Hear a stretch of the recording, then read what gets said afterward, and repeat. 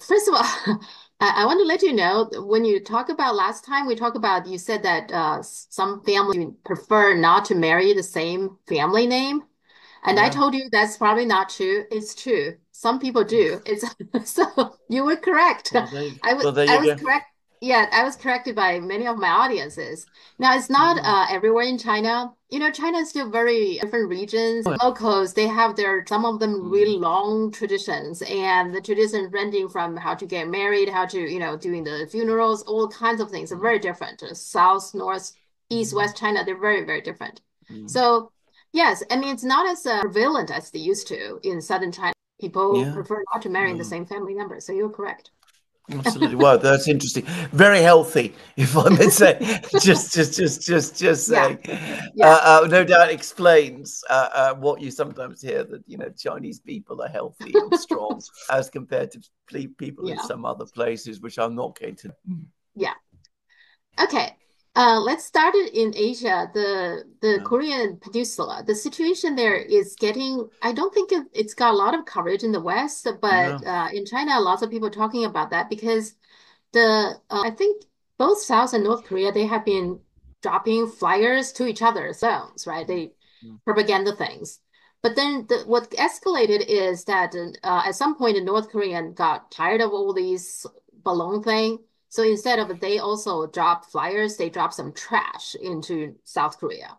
And South Korea this time responded not with balloons, but with drones. And now the drones was very close to the capital, and now they're what they did is to throw the again flyers, but drones. So it's getting serious because Kim Jong Un certainly doesn't like that, right? Because they can do other things with drones. So with that, Kim Jong Il sent troop border, and not only that, he also dismantled both the bus, I mean the road, the train track, etc. So the things get tense. Chinese netizens' take on that is that they think the United States is behind it, and the purpose of that is, of course, increase the intensity for the peninsula and to scare away investors to China. What is your take on that? I'm not sure about the last because, again, Uh-huh. it's very difficult sometimes to read the United States. I think that obviously they do want to scare investors away from China, but I mean, I think they have simpler ways to do it, sanctions and that kind of thing. I think the problem is that we're in the last weeks, months now, of an extremely dangerous administration that has been looking for conflict wherever it can. It's failed in everything it's tried up to now. But its instinct in these last months, whilst it's still there, is to escalate. And I think they are behind it. I think it is inconceivable that the South Koreans would make such a provocative move. Sending drones close to or across the border is an extremely provocative move. As you correctly say, they Hmm. can carry weapons. We see Hmm. that every day in the fighting in Ukraine. So the North Koreans are inevitably going to respond. The South Koreans would never do a thing like this by themselves. But I think that what the Americans are trying to do, what this current administration is trying to do, it is directed at China, but not at investors. It is Hmm. trying to get North Korea to respond, which it will. It's trying then to flag up the issue of tension on the Korean peninsula. It's going to try and use that specifically in Japan, which is this country which is going through a period of transition and where there's now talk about, the Pacific NATO. And they're going to say, look, the North Koreans are making dangerous moves.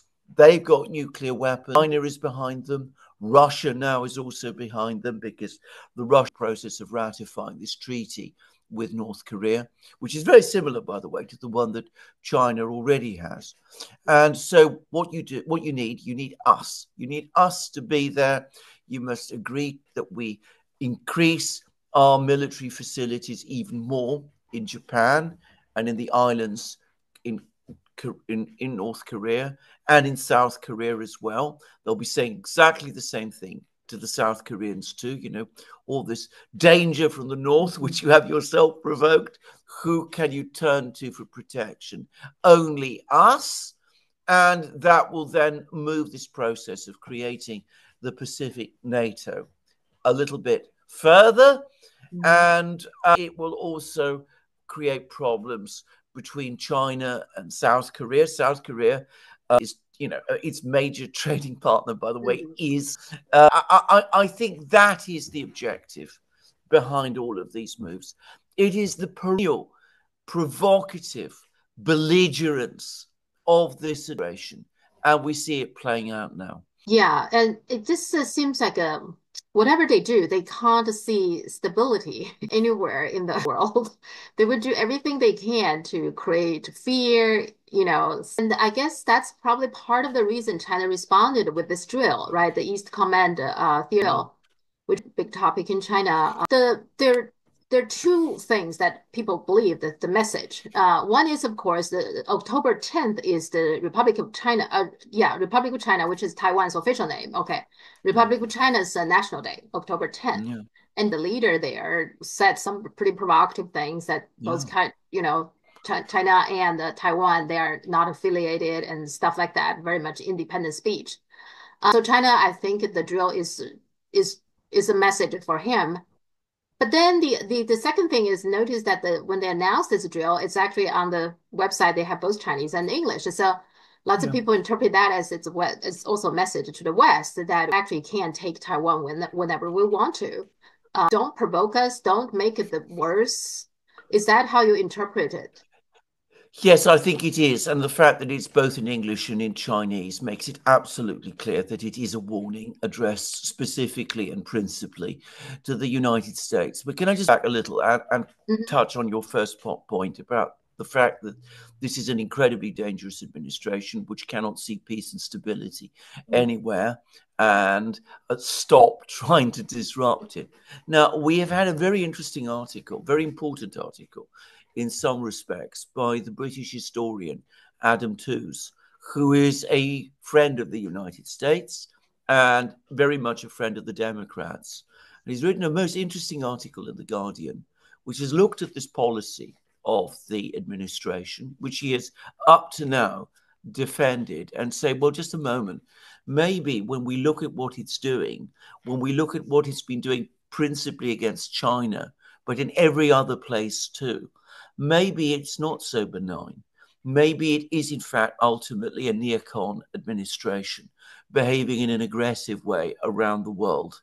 Now, he's not someone who is going to come to that view easily. As I said, his instincts are to be as pro-American as it can possibly be. But it's becoming impossible to ignore the truth of this, that this is an administration which is consistently looking to escalate points of crisis wherever it can. Obviously, the Korean Peninsula, which we have just discussed, and including in the South China Sea and in Taiwan.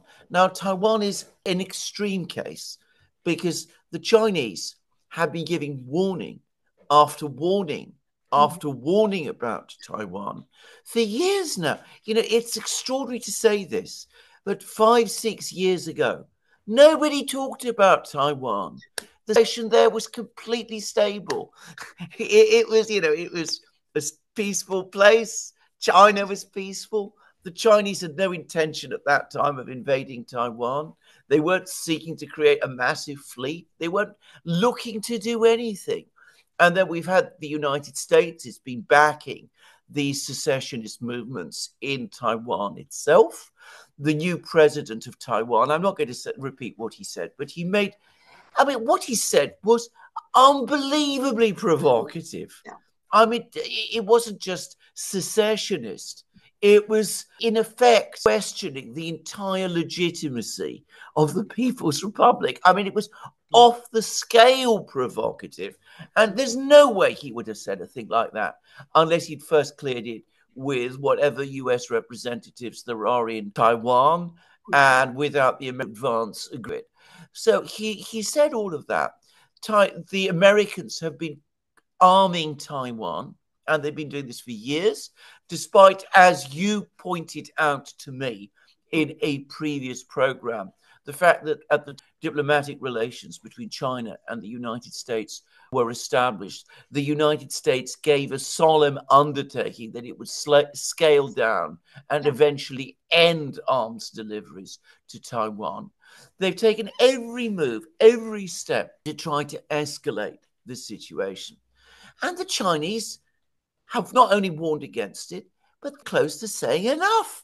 So China's fleet is getting more powerful, as inevitably it would, especially in the face of this sort of provocation. It's conducting these major exercises around Taiwan. I think it is both. It is several things. Firstly, it is a show of resolve. It is a show of resolve to the Chinese people, which, by the way, includes the people of Taiwan. It is warning to the United States. And I have to say this, it also looks to me like a rehearsal of what China might do if it's pushed far enough, if this particular so-called president in Taiwan does go the full way and start making serious moves towards announcing Taiwanese secession. So I think this is what it is. I think it serves multiple purposes. And as you absolutely correctly said, as the Chinese netizens, I'm sure, are also saying, the fact that this description of this exercise is also, this official statement about this exercise is also published in English. It is clearly an attempt to try to alert people in Washington, perhaps the people of whatever incoming administration we get, perhaps the wiser and more level-headed people in the Pentagon, that, you are playing with fire here, to where we don't want to go, but where we will go if we have to. One of the things the spokesperson, this is the Minister of Defense, have a spokesperson came out to talk about it. He actually said that. He said every time when you push further, our exercise will be one step further. So that means if you get to a point that is totally unsustainable to us, then we will just go it all the way. That's how I interpreted it. So yes. So I don't think these exercises show. No. I mean, I think that's an important thing to say. I think anybody who thinks they are is a fool. And as I've said many, many times, there are two rules in international affairs. You don't march on Moscow, and you don't bluff Beijing. If you bluff Beijing, your bluff is going to be called. I've said it many times. Yeah, but they don't take it. No. I mean, No. Yeah. The other thing is the ASEA summit we talked about last time, and now they couldn't get a joint statement this time. Right. They didn't get one last time and last year, and they didn't get one this time. Now, what is interesting is if you look at the English reporting about that, it says that U.S. Says it's the Russian and China couldn't agree to the joint statement, which mentioned the South China Sea. That language China didn't like, and Russia either. But if you look at the Chinese side, the Chinese side is saying there is argument about the wording about Ukraine, Ukraine situation and the Gaza, situation. That's the U.S. And I think probably some of the language Russian doesn't like either. So it seems like none of them like that statement. That's why I didn't. No. What's your take on that? I think that is entirely correct. But again, I think the underlying problem is, well, obviously the Russian concerns, but ultimately the people who are always pushing, who are always trying to get declarations and statements that will echo their own positions and which will follow their lines of thinking are the Americans. The Americans, again, almost certainly pushed for a very, very hardline statement indeed, as they've done in the G20 meetings and as they've done in all sorts of other places. And I think lots of countries, ultimately, probably more than we actually know, said no. And a few of them that perhaps told the Americans yes, quietly wanted to say no and were very relieved when the statement didn't happen. I mean, that a lot of that's going on. I mean, I know that for a fact because all sorts of people from various countries around the world, global South countries, and I'm talking about diplomatic people, they basically contacted me and told me as much. And isn't that interesting? It's ASEAN, Southeast Asian countries, but in the end, it's still the big players pull the Yeah. strings in behind. I find that. I mean, from their perspective, you said that in the past, that they don't want to take side, right? They want to No. be left alone, doing trade, getting along with everybody. But it seems like impossible that you have to pick side. It seems like, is that how it is nowadays? You have to Well, pick a side. well, well, the United States insists side Yeah, because yeah, they've reduced the entire world to that issue. Either you're with us yeah. or you're against us. Other countries don't say that. China doesn't say. Russia, by the way, doesn't say. Uh-huh. Russia doesn't go around telling everybody you must support us over Ukraine or you're our enemy. I've never heard any Russian official talk that way. But the United States does. If you are going to be treated by the United States as a friend, if the Americans are going to consider you a democracy, then you must wholeheartedly and completely agree with the United States. And it's causing tensions right across the whole international system. Well, but why is that? Is that really why does US want people to be so clearly be at least make statement to be on the US side? I mean, what does US gain from that? Forcing people to be on its side. What's good for US about that? Right, what it's trying to do in the Pacific, in ASEAN, with ASEAN, Mhm. is that it's wanting to keep ASEAN in conflict or in some kind of tension with China. Mhm. That is really all it's about. The United States, that if it doesn't pressure the ASEAN states all the time, constantly, in any conceivable way that it can, then the ASEAN countries will simply get on with their trade and business with China. And the United States doesn't want that. It is as simple as that. It's not that it worries that these countries left to themselves will become allies of China. No. China doesn't see these countries. It is simply that it doesn't want them minding their own business until, because if that happens, then they need the United States less, and the US itself has less of a role in the region. So in the end, it's still about control, right? It's still about Absolutely. yeah. I mean, why does It's also the US it is so also about China. I think this is something I really want to come back to. I think a lot of people in China perhaps don't still fully understand this.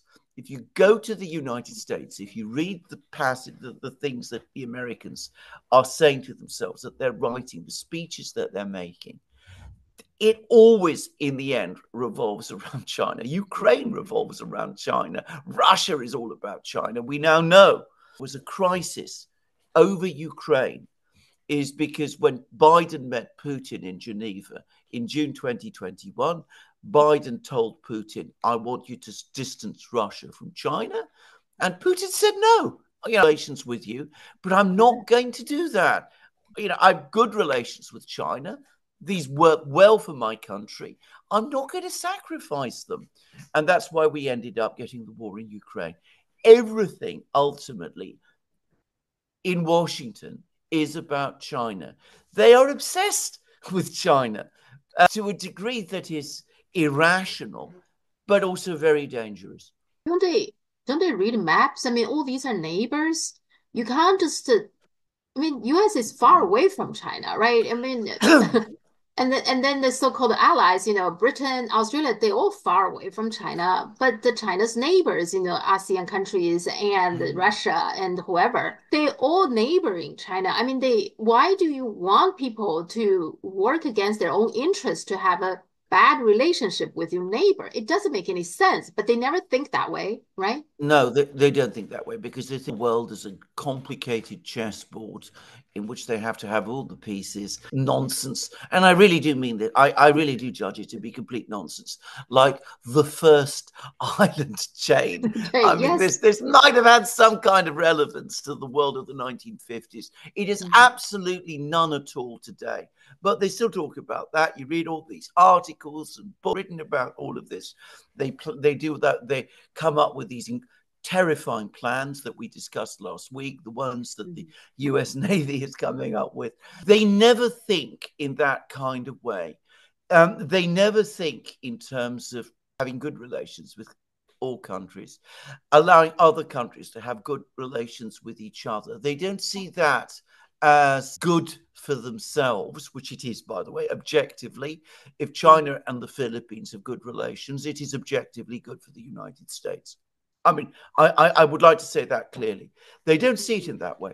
They see it always as a zero-sum game in which they're playing, as I said, a complicated chess game with Xi Jinping. It's always Xi Jinping also, by the way. I mean, everyone else in China hardly man Jinping in Beijing. And, you know, the Philippines or Vietnam or wherever, they're just on this great game that they're playing. Remember, Brzezinski even wrote a book whose title was The Great Game. Yeah, okay.